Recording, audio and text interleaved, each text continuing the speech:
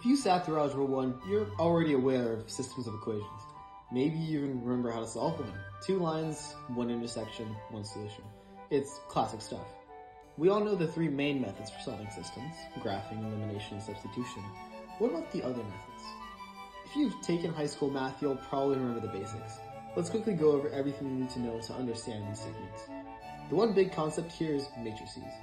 I'm considering making a whole separate video on matrices. They're really important, not just for solving systems. But for now, here are the basics. A matrix is just an array of numbers.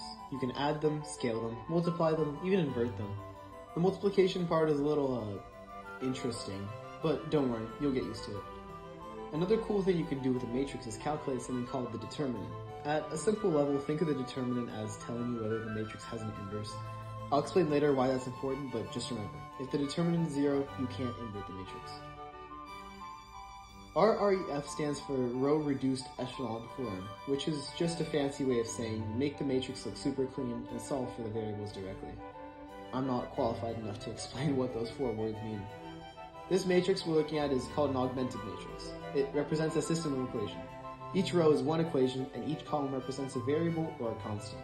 The goal is to get the matrix into a form that looks like this. 1 in the x position, 0 is everywhere else.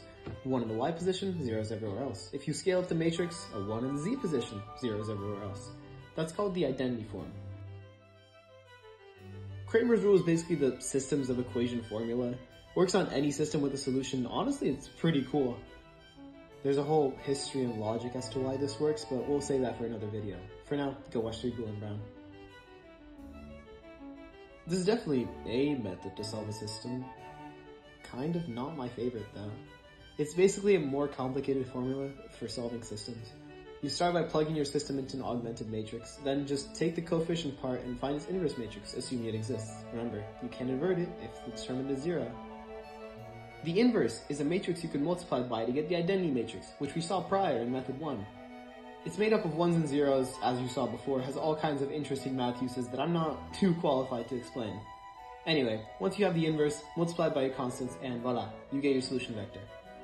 Not the most intuitive method, but it does work. It's great if you're coding this or working with larger systems, even though I would still prefer Kramer's rule. So there you have it, the classic 3 and the matrix trio. Personally, if I need to solve a system, I just use Wolfram Alpha or God's greatest gift to mankind. There's not really many uses for these as soon as you pass Algebra 2 or Trigonometry, but they are still neat to know. Pick the one that makes sense to you and run with it.